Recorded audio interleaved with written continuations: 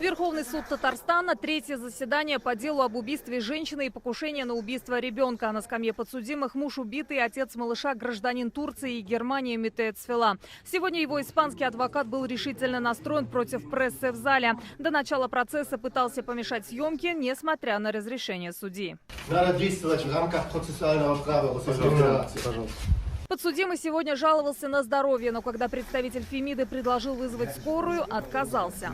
На прошлом судебном слушании завершить допрос мамы погибшей Елены Рябининой не смогли. Сегодня на это потребовалось больше 2 часов. Сторона защиты пыталась доказать, что у подсудимого и у погибшей были романтические отношения даже на стадии развода. Однако женщина это отрицала. Вообще без понятия, почему они задают нам эти вопросы. Наверное, им сказать больше нечего.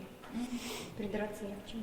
Тот страшный день потерпевшим пришлось вспомнить снова. Елена позвала гостей к полудню, чтобы отпраздновать 3-летие сына в кафе, но сама туда не пришла. Последний раз она ответила маме в 10:40. По словам мамы погибшей, Метет Цвела постоянно держал супругу в страхе, угрожал и шантажировал сыном. По ее словам, говорил, что заберет его, и она ребенка больше не увидит. Подав в январе прошлого года на развод, Елена занималась оформлением российского гражданства для сына. Но планы на счастливую жизнь прервались 24 мая, когда по версии следствия Метет Цвела взял нож, убил супругу и ранил 3-летнего сына. Мама погибшей женщины задала подсудимому один вопрос: почему он оставил ребенка истекать кровью? Но Цвела не ответил. Все завершилось оглашением показаний маленького Батуана. 3-летний мальчик тогда еще не умел толком разговаривать, но четко сказал: «Папа, больно».